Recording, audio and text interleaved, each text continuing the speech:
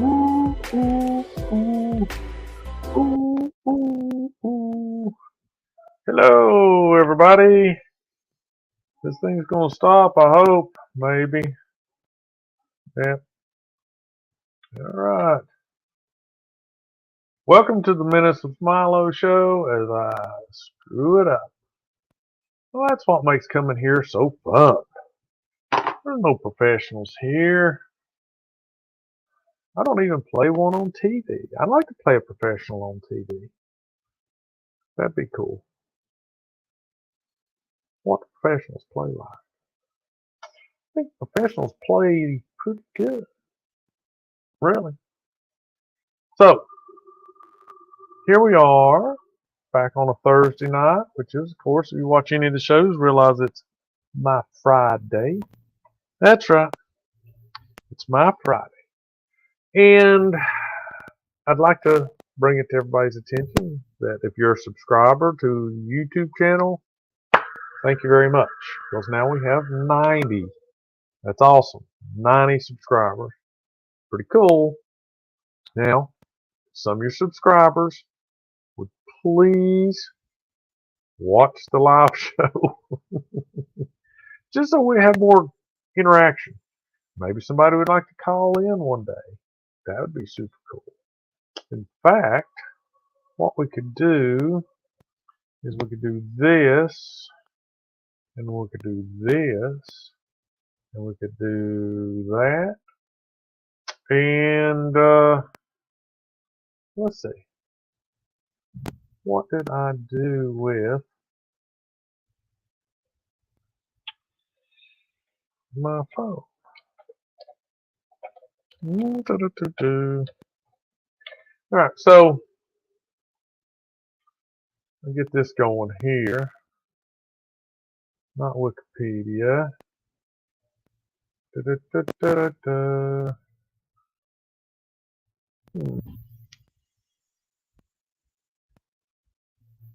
Travel South Dakota.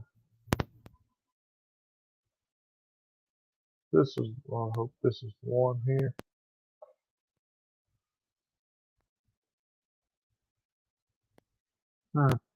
Maybe not. What was it? I was trying to find the same article that I had downstairs. So I do my little research. I was doing it downstairs while I was eating supper, and I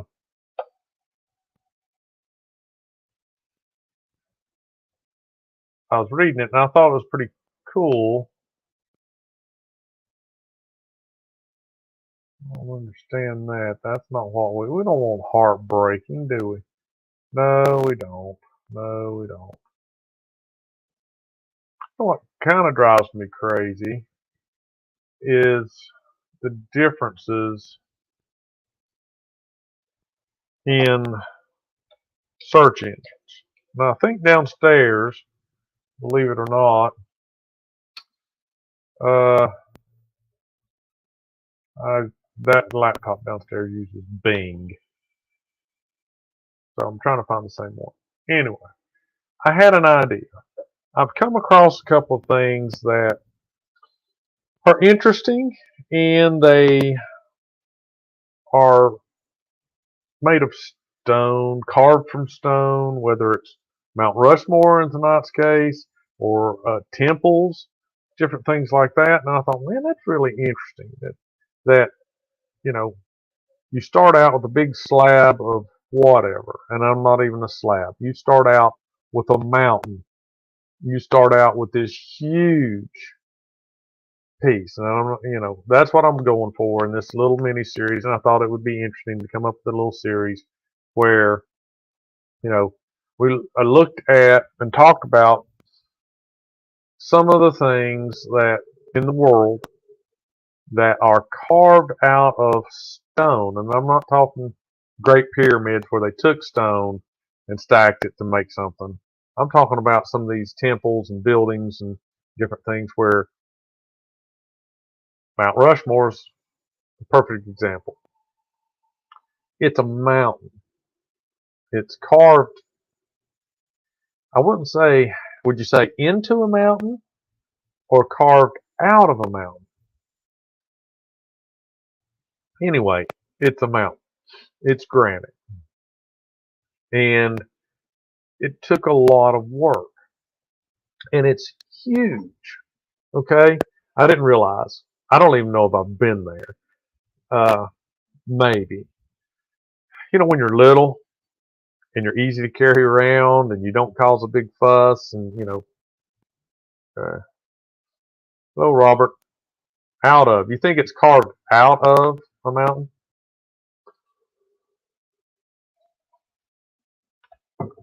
So anyway, it probably is out of because you carve it into.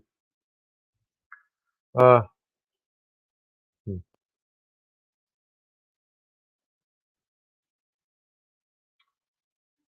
out of not a natural formation. No, not natural. And I don't know if it's true. And you hear this a lot that sculptors, some sculptors believe the thing is in there. Like I use it. This is not in stone, but if you travel through like Gatlinburg or different places like that, you'll see a lot of people carving things into logs, whether it's a totem pole or a bear or a possum or a tree trunk in and out of a log. I don't care what it is, but some artists, some sculptors will say that bear's face is in there, and I just take away everything that's not the bear's face and expose it. Hey, Cleo. So I guess it's the idea of the artist. So maybe it is a natural formation, Robert, and the sculptor had to go in there and remove everything that wasn't part of that formation, and there are the president's faces on there. So maybe you're not wrong, right? Right. Well, let's see. Instead of saying what's our keyword? Is it right or okay? Affirmative. Not right. We're going to say affirmative. So maybe Robert is affirmative. Let me put these on for just a minute. It makes my work a little better. Makes my work a little better.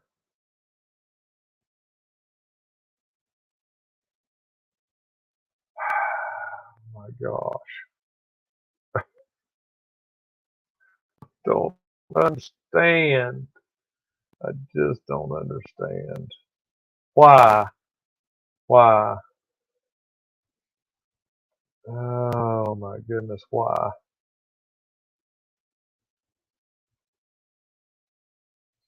Well, I found where it was, and this is not the same article that I had, but maybe we can find it.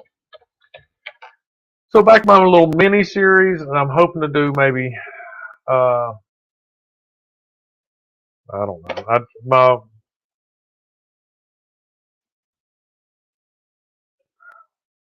My series on hobbies was 4 or 5, and maybe this will be like that.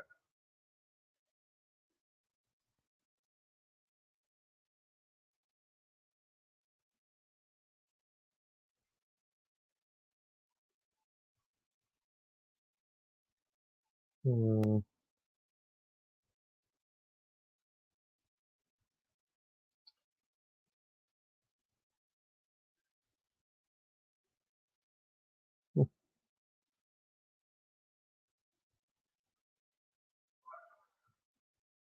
you know, it's weird that I can't find the same one.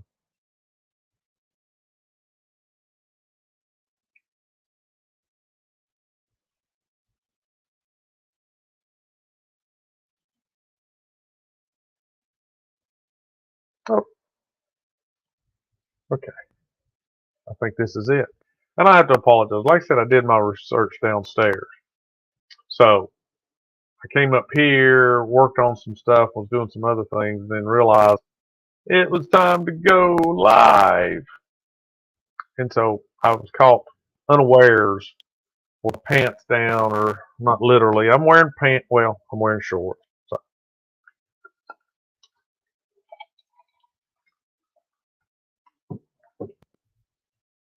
all right. So my little series about things of stone. Going to start with Mount Rushmore. Why? Because I thought it was interesting. And like I said, I don't think I've ever been there. But when I was a small child, we went to Utah and some other places, uh, and I may have been there. You were late. You were late. I was here. Craig says I was late. I was letting you enjoy my intro. I've learned how to do an intro. So let the little music play. Just put my nice little picture up there, and just let that warm you up, get you going, and going Milo, Milo, Milo, and then boom, right there I am. Did it work? I know it did. Traveling as a child, things I don't remember, pictures of me, in California or I don't know, Grand Canyon, whatever it might have been. It's like, dude, I don't remember all that. I don't remember any of that. Why you take me places when I'm a kid and I can't remember things? But maybe I've been there, maybe I haven't. But I've seen it on TV and thought it's cool. So I thought, out of stone, things not just like I make little figurines out of jade. I want something huge, like I talked before. This is made out of a mountain. And it was in the 1920s in South Dakota's Black Hills. And it was carved by a gentleman.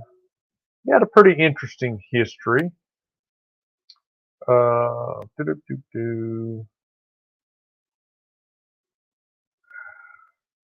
Gutson Borglum. Let me do that. So maybe you can read along with me instead of me. Let me present this page. And now this is from the Smithsonian mag.com.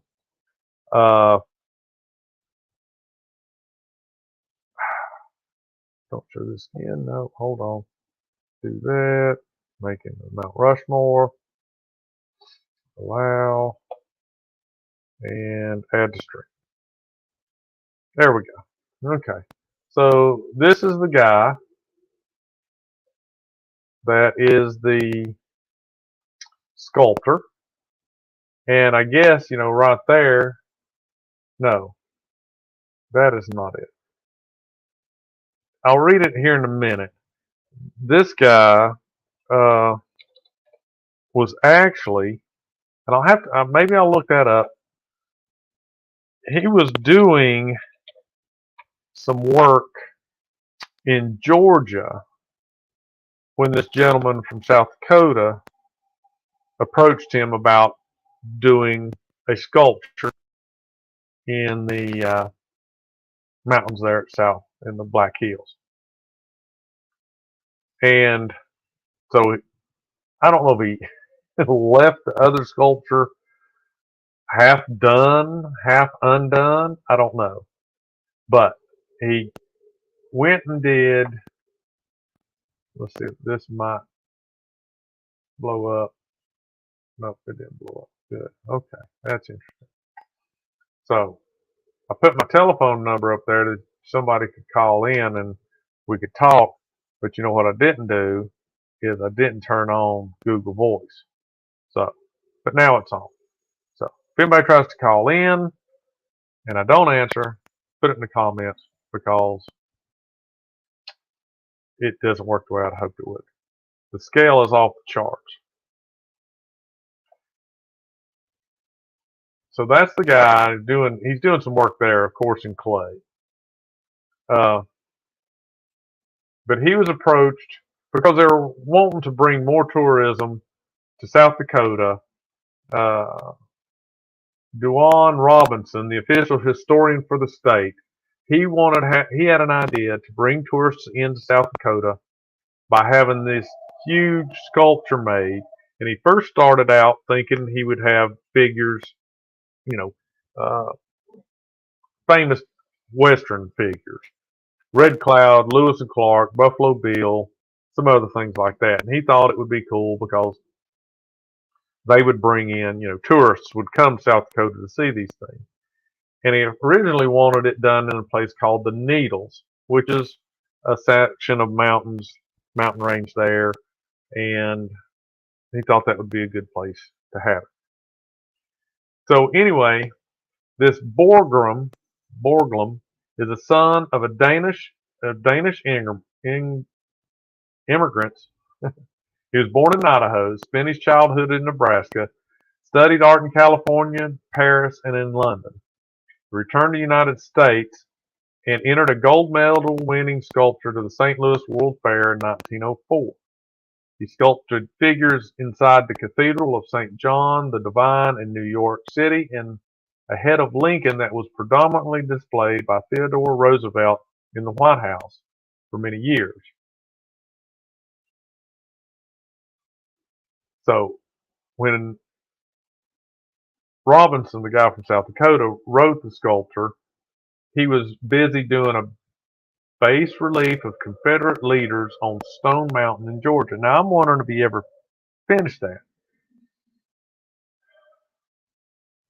So I don't know. I was going to look that up, but didn't. Yeah, just didn't do it.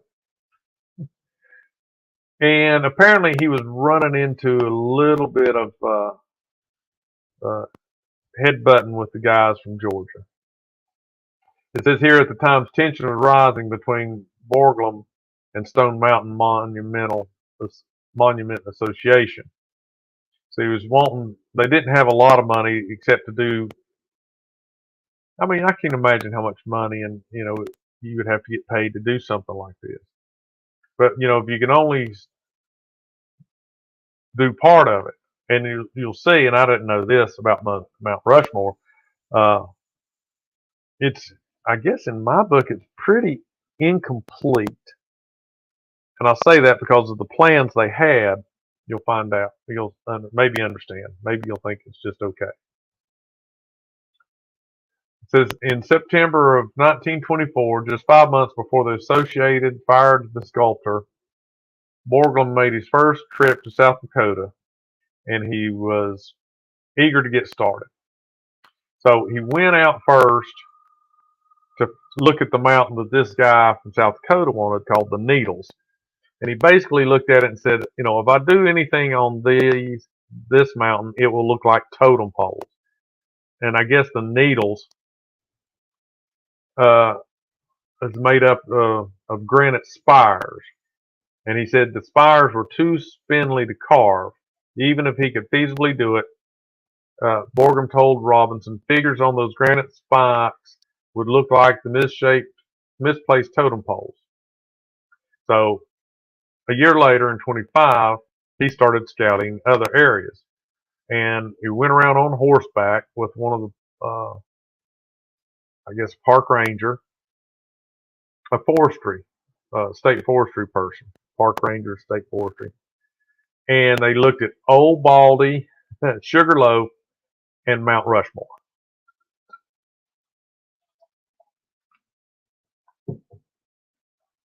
So he liked Mount Rushmore, and the next day they went to climb it. And apparently Mount Rushmore is named after Charles Rushmore, an attorney who assessed mining claims in the area in the 1880s. And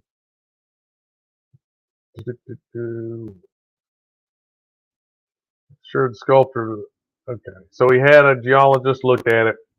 He was assured that the sculpture of ancient granite was extremely hard and incredibly durable, and the fissures were probably only skin deep. So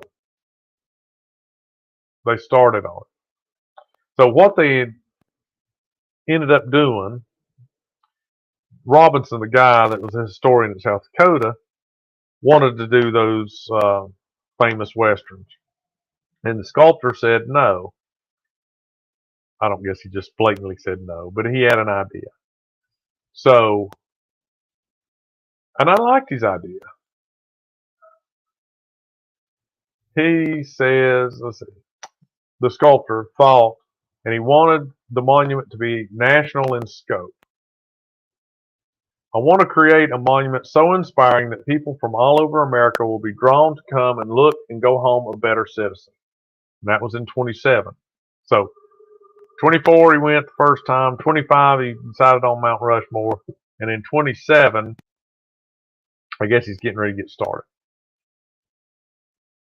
So Robinson gave Borgram the artistic freedom to carve what he saw fit, and he wanted Mount Rushmore to represent the first 150 years of the nation's history, and so decided to carve portraits of 4 key presidents into the granite.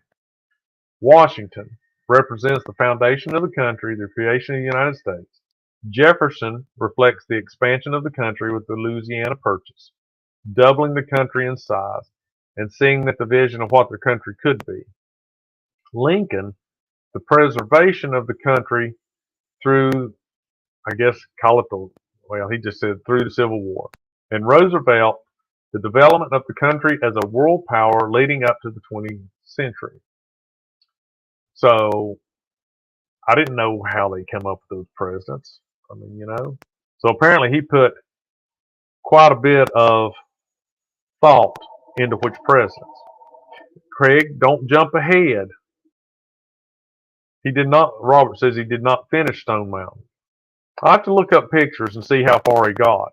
I know he got, I'm pretty sure he got, so Grant was on horseback.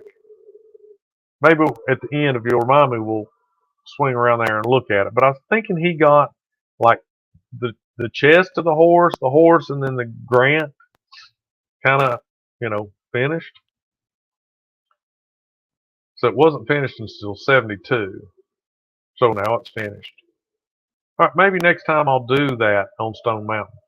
My next, I don't know how many little videos will be in this series, but maybe we can do that one on Stone Mountain. Let me jot that down and see.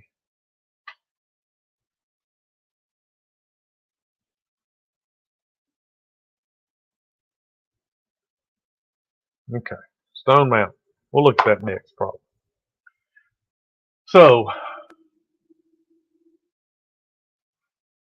as Rex Allen, let's see, carving of Mount Rushmore, Borgram thought big and dreamed big and talked big. So it was no surprise that he wanted the heads of the 4 presidents on Mount Rushmore to be big. Each visage, and I guess that's just the face, man, I don't know what visage means, is 6 stories tall, so 60 feet. Had it not been for the band of impenetrable mica shits lower in the mountain and time restraints, Borgram and his crew of carvers would have hewn down to the president's waist. So they were going to make it from waist up.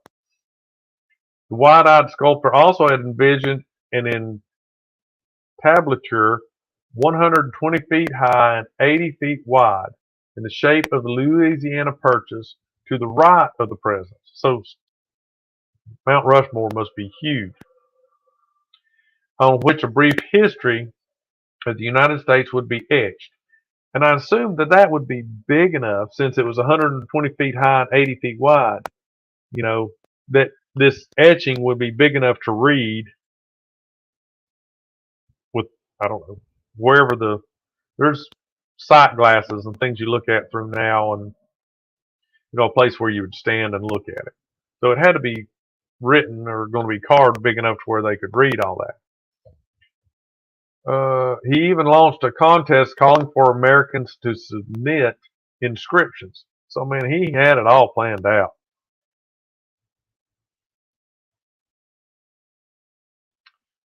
Now, I don't know, is Geronimo in South Dakota? Because somewhere close by, I thought me and Craig were talking about, there's a kind of the start or a part of carving of an Indian, which probably is Geronimo. Is that not near Mount Rushmore or something?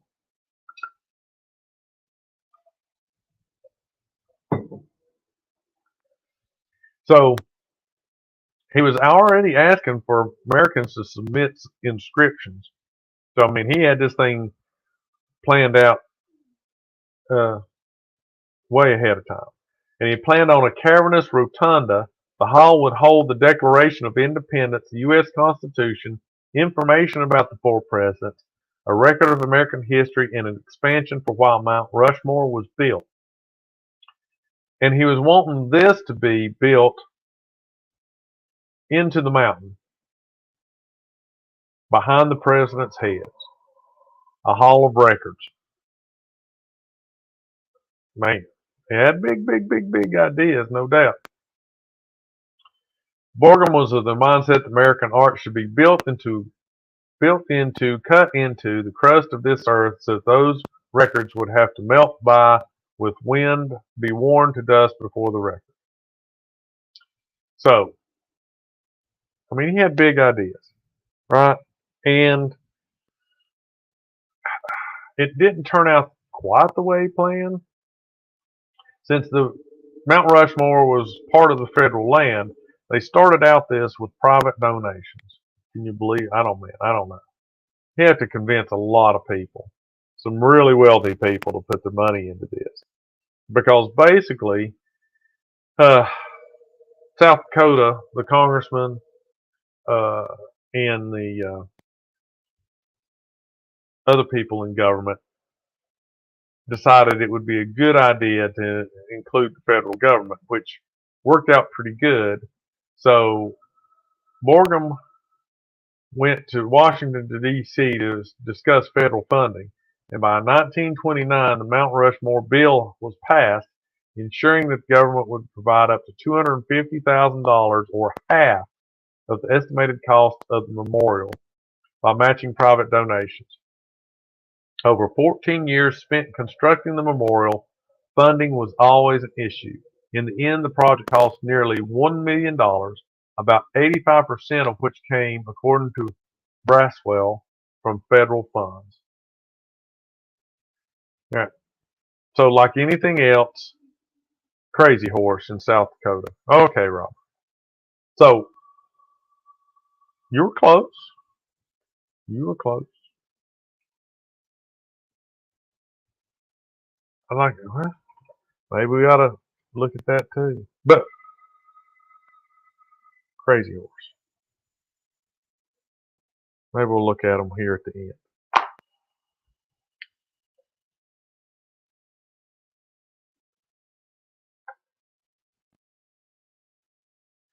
So, at any given time, about 30 men and 400 in total worked on the monument in a variety of capacities. Blacksmiths forged tools and drill bits. Tramway operators oversaw the shuttling of equipment from the base of the mountain to the work zone. There were drillers and carvers strapped in bosun chairs, and men who by hand worked the winches that lowered them. Call boys positioned to see both the skilled laborers and the winch houses barked instructions to the winch operators, and powder men cut sticks of dynamite to certain lengths and placed them in holes to blast out sections of the granite. So if we look at this picture, we can see these people. But Craig hit on it. As far as I know, they they blasted, I guess, like I talked earlier. He had a vision and he was removing everything that was not George Washington's face.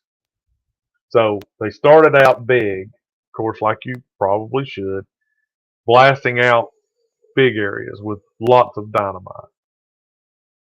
And then they would drill smaller holes closer together. And that way they were able to, fine tune shapes. Now, so you can kind of see down here on these jacket, coat, whatever you want to call it, how it's rough, like layers, you know, uh, that is probably like where they were drilling the holes. But up here on his cheekbones and his nose, see how smooth that is?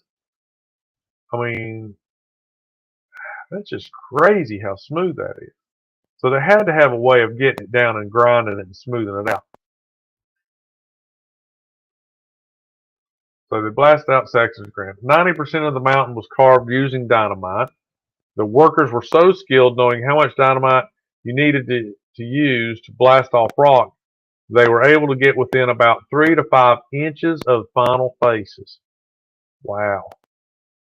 So how do you, if I'm a sculptor and I've got the vision in my head, and I'm sure he probably had some kind of small scale sculpture done, whether it was in rock or whether it was in clay or whether it was in paper mache, I don't know. But he had to have something. So the workers knew, this is what it's supposed to look like. I think I have a hard time getting one guy's vision in the heads of all these 30 to 400 men. So let's see, what did it say? About 30 men at any given time, and 400 in total worked on the monument. So, I mean, even to get 30 guys to see the same thing you're seeing in your head and then using dynamite to blast it out, it just kind of blows my mind. Okay, this is pretty cool. Borgum had used a massive projector at night to cast his image of Confederate leaders onto Stone Mountain. His assistants traced the shape with white paint, but at Mount Rushmore, Borgum mounted a flat panel protractor on each of the president's heads with a large boom and a plumb bob dangling from the boom. He had a similar device on a model. His crew took thousands of measurements on the model and then went up to the mountain and translated it times 12 to recreate those measurements on the mountain. In red paint, they marked off certain facial features that needed to be carved and how deep to remove the remaining 3 to 5 inches of granite. The carvers used a honeycomb method. They pounded small holes in the stone using jackhammers and with a hammer and chisel broke off the honeycomb pieces. They would just pop off because the holes were so close together. Then the crew used a bumper tool with a rotating multi-diamond drill bit head to buff the president's skin smooth. When all was said and done, 800 million pounds of rock had been removed. Wow. Well, as far as I know, there weren't any fatalities.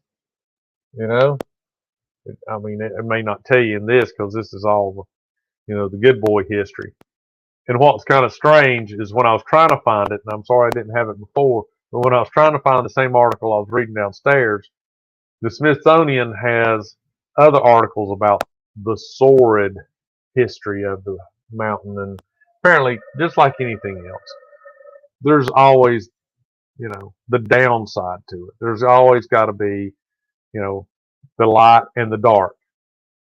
I don't know why, but there always seems to be the downside to anything.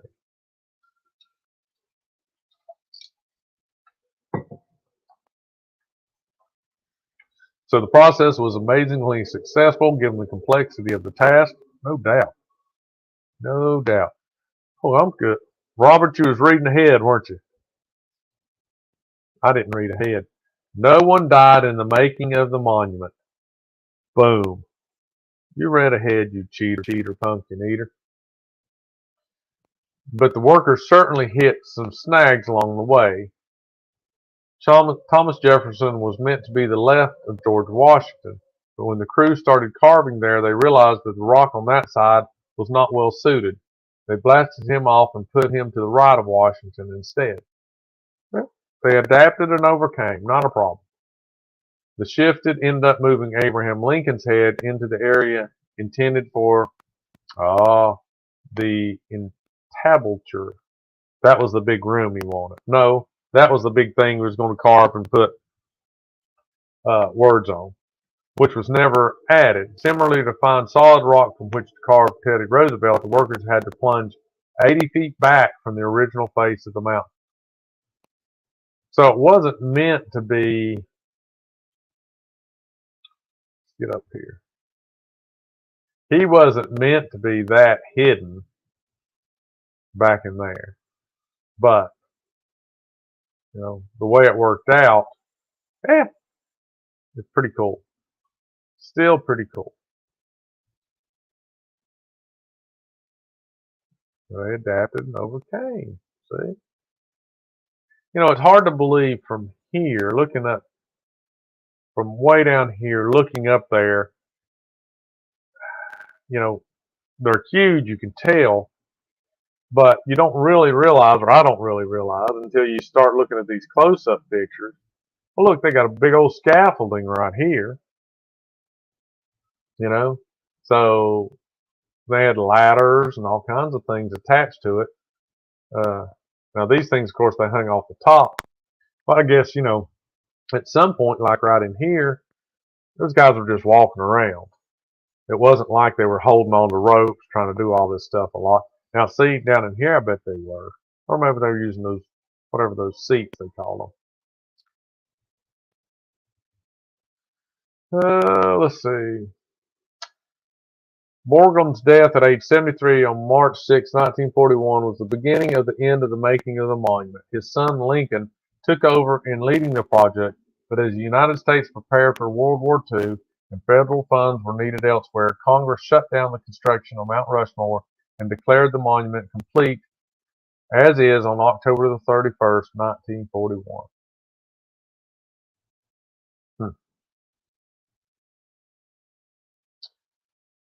That year, nearly 400,000 people visited Borglum's Shrine of Democracy. To put that success in perspective, according to the National Park Service records, that same year, around the same number visited the Grand Canyon and the Statue of Liberty. And as I understand it, this is a lot tougher to get to than the Statue of Liberty is.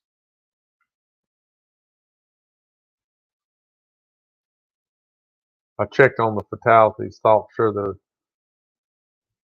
I don't know. You know, one of the things, and I don't know if I'll do it because it's not really what I was wanting to do the series on, is like out of stone instead of made of stone. But it's neither here nor there. It wasn't even made of stone. It's made of concrete and all that stuff. But it'd be interesting to do a show on the Hoover Dam. So I've been there. I've seen it. Took a tour of the generators, inside part, seen the outside part, drove across it, all that stuff, and saw the pictures of how they had cables strung and things going back and forth, workers everywhere. It was amazing too. But like I said, it's not for this series because it's not, you know, chiseled out of stone. Rope slings with wrenches to pull them up and lower them into place. It's amazing. There were no deaths.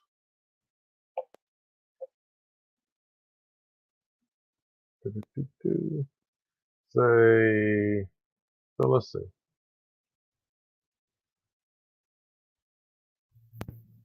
Yet for all admirers, Mount Rushmore had and continued to have its critics. When Robinson first spoke in the 20s of carving into the Black Hills, environmentalists were outraged. Why, they thought, did men have to mar the natural beauty of a mountain? Perhaps the strongest opposition came from the American Indians. Many local Lakota see Mount Rushmore as a desecration of their sacred homeland. To add insult to injury, the carving of four white men is a reminder of the affliction of the Lakota face. 1968 land, but in the 1870s, Grant took back the land. 30s, meanwhile, Gerard Baker, Mount Rushmore's first American Indian superintendent. 1924 to 2010 took another under his leadership. Park rangers began to include the Lakota perspective in telling of the Mount Rushmore history. So that's a big old aerial picture of it.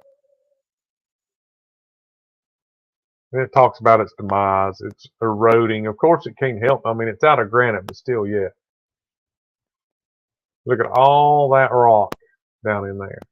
That's just wild. And I don't know if it goes into this, but surely they have to keep it clean some way.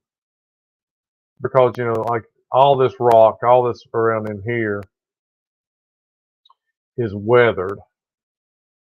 But these, you know, the faces and all that stuff are, you know, still pretty white, clean. Can you imagine doing maintenance on that? Maybe they pressure wash it. Man, I don't know. Scrub it with brushes. Ugh. So it's going rate. Mount Rushmore erodes only 1 inch every 10,000 years. How do they know this stuff?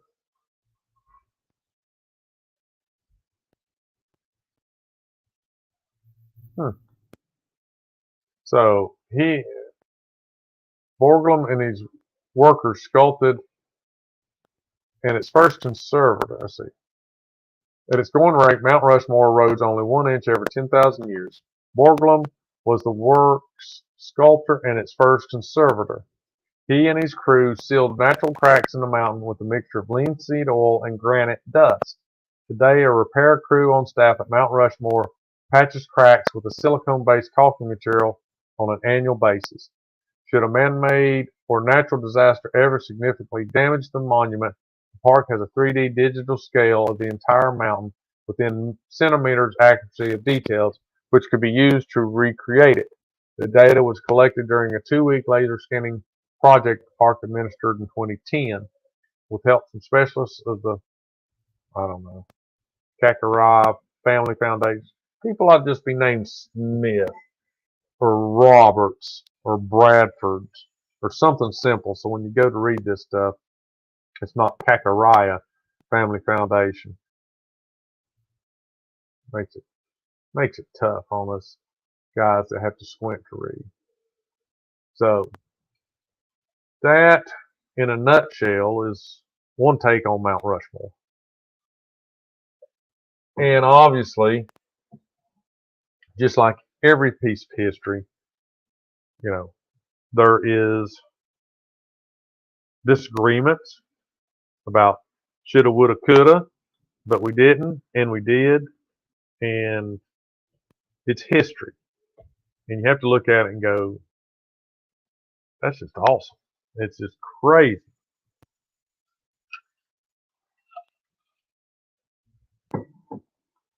So, 14 years he worked on that. Could you imagine? Because you do you blasting with dynamite. Yeah, you might be really, really good at it, but one crack or fissure in the rock that you don't know anything about, you know, instead of taking out a half a ton of material, whatever it might be, you take out 2 tons, you're done. It's like, how do you fill back in part of George Washington's nose, like blows the tip off of it or something? I just don't, that's just crazy. That guy might as well just go to the house, man. You're fired. Go to the house. Leave your blasting caps as you walk out the door. You're done. Never coming back. So that's pretty good. That's a pretty good picture. Let's see. Let's do this. This might be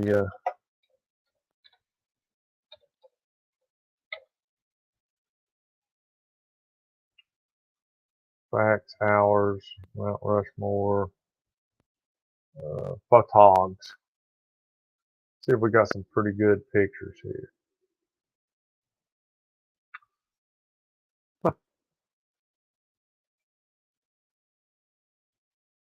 Well, Thought we were going to see driving up to it.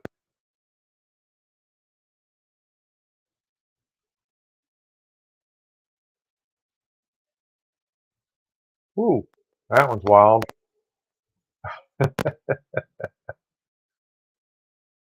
That one's crazy. See down in here. I mean, you know, you could go up there and camp. We could throw you out, build your little old bonfire right there, and roast your weenies on just under Lincoln's chin. Yep, they'd probably throw your butt out. Probably would. All right, man. So I think that's it on my first little series on. I was going to call this series uh, "Carving Out Your Niche," but I decided against it.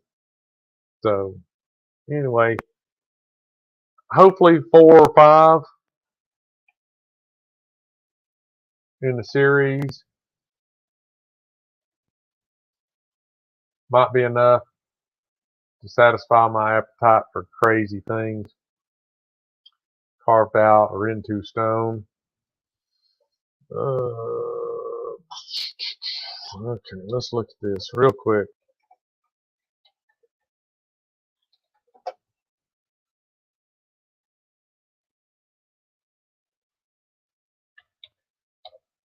What would you ask for? Would it considered a carving? Let's see what. Stone Mountain memorial carving. Don't show me any pictures. Oh, law no. Don't show me no pictures. Probably get a. There's always a daggone video. Okay. I have seen this.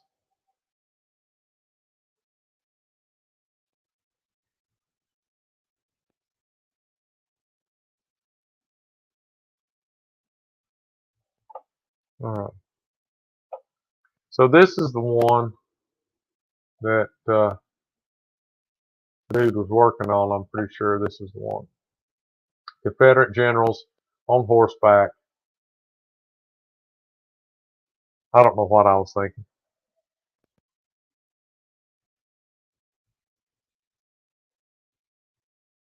There they are. That's not them. That's not them. That's them. So this is the one. Stone Mountain carving features Confederate figures Jefferson Davis, Robert Lee, and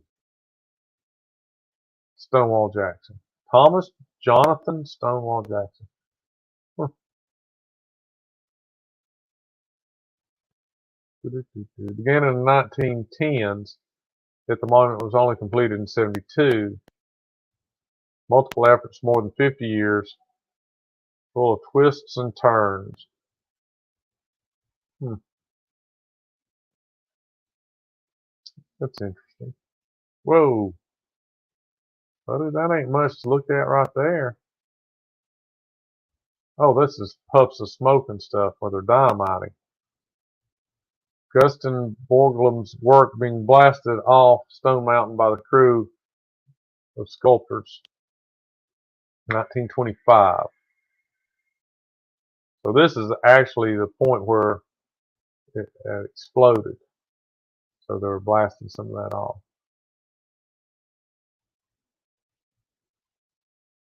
Hmm. 2 pictures. Got a lot of rock down here. Apparently they had already blown up a bunch of it. Now look at there. Some of them dudes standing out there. There's your chairlift going up. Look how high they are. That guy doesn't have a guardrail. None of them have safety ropes on. They all have hats, though. Keep the sun out of their eyes. Hmm.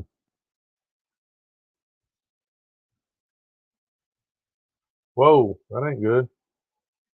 That's KKK right there. I wonder what they do with all this rock. You think somebody comes along and hauls that off? I mean, I bet there's just boulder, boulder, boulder. Why we got the Confederate dudes there? Not Confederate dudes, but the KKK.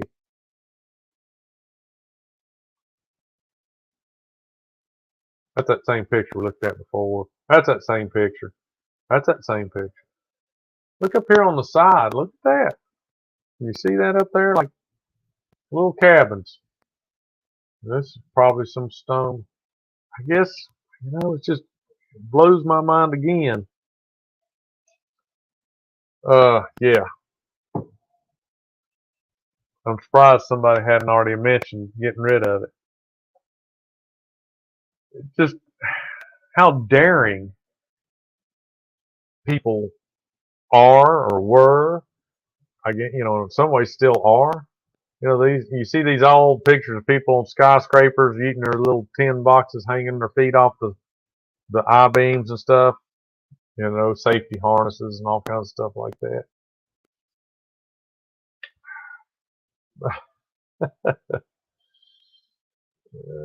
This is the only one that's got floor. Where's the floor for all these other ones? Man, I'm surprised they even got pants that fit them dudes. So there's that one. What was that one Robert wanted? Crazy Horse. Oh no.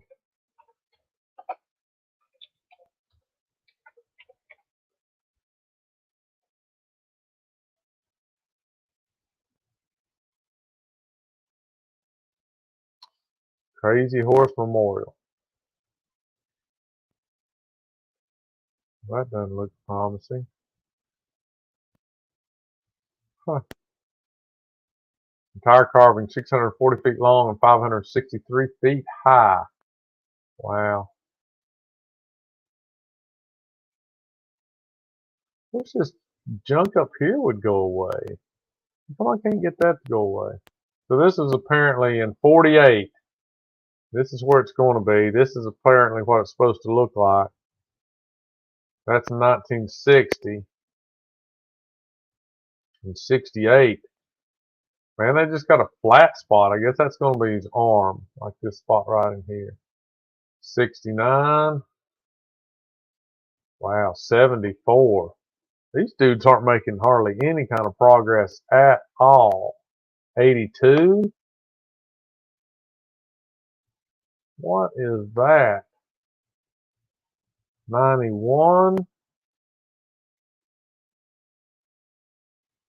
93. 97. Now, see, they're making a little progress on the dude's face. 99.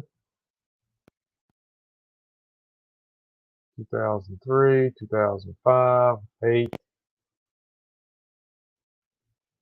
12. 14. I thought it'd be a lot more than this. Wow, it's still a work in progress, 2016.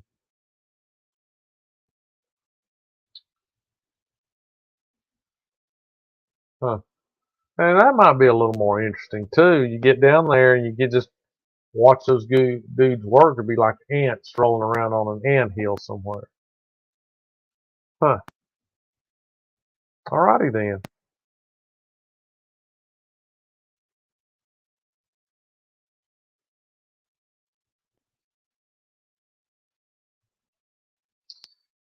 So somewhere in there, in that Smithsonian, there was they called it the sordid past.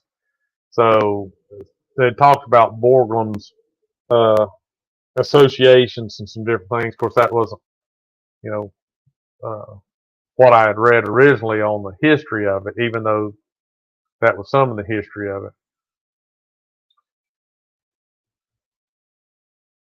Funded Stone Mountain.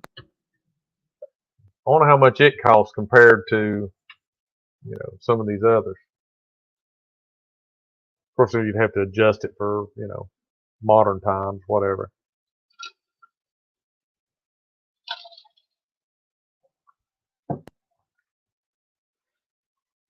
All right. Well, I'm happy to see that some of you guys got to join me tonight and put in some comments and your thoughts. And if you know somebody that's not subscribed, like I said, I don't know if you guys heard it or not. If you missed the first of it, probably didn't hear it. So I checked today, I'm up to 90 subscribers, which blows my mind because I was at 86 Monday, I'm pretty sure. So that's pretty sweet. If somebody's punching people in the face for not subscribing, let's keep it up.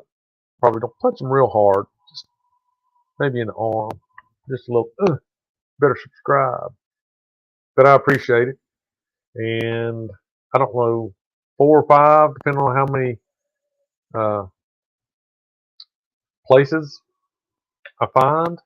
I mean, I've already got a couple that I know, and so I know it's going to be at least a 3-show series because this one, and then 2 more that I know.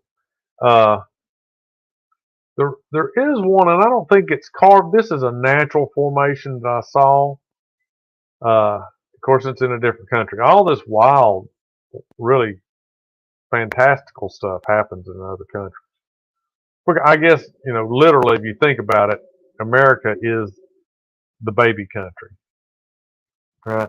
There's lots of countries out there that have a, you know, far greater past than what America has. So maybe even the land, because you think like in South America, where they're digging up all these old civilizations that I don't think anybody's found anything like that in the U.S. You know what I mean? Uh,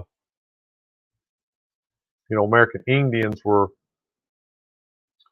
far as I know, you know, didn't build or have civilizations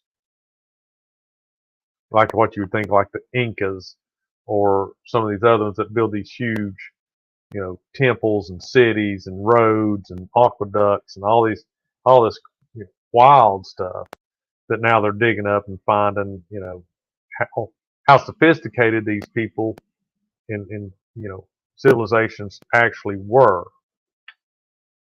So, but anyway, there's some, other countries that have a lot more interesting things from stone, what people used to work in, because that's what they had a lot, a lot of. Anyway, thanks for joining me. Look back, come back on Monday, 9 o'clock. Probably going to be doing one. I don't know what it'll be on. So, at some point I said I was going to do a little better job of putting things out early. Just ain't happening. I have a hard time. I didn't realize I was going to do this series until I was eating supper at about 7, 6:30 or 7 tonight. I had an inclination at work, but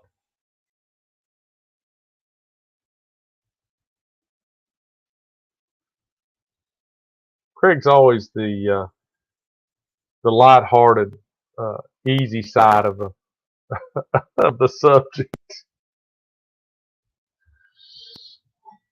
Yeah, all lands, good or bad, you know, I won't say didn't belong, but because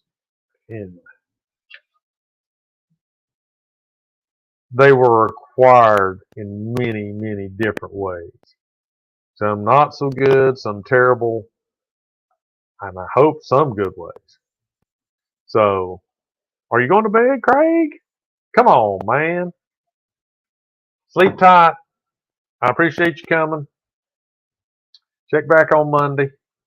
We'll have something interesting. Of course, you'll probably get the lowdown if I come up with it before, you know, Monday night. But thanks, everybody. Appreciate you. Like, subscribe, get the notification bell turned on, and share it with your friends, your enemies, your loved ones, your boss. I don't know, your boss's boss, your sister's boss, your mother's boss, somebody. Share it. Pass on the good word. All right, everybody. Appreciate it. Look for some podcasts. Got a couple podcasts out there. Gonna put some more out. And on Spotify. Believe it or not. Spotify. All right. See ya.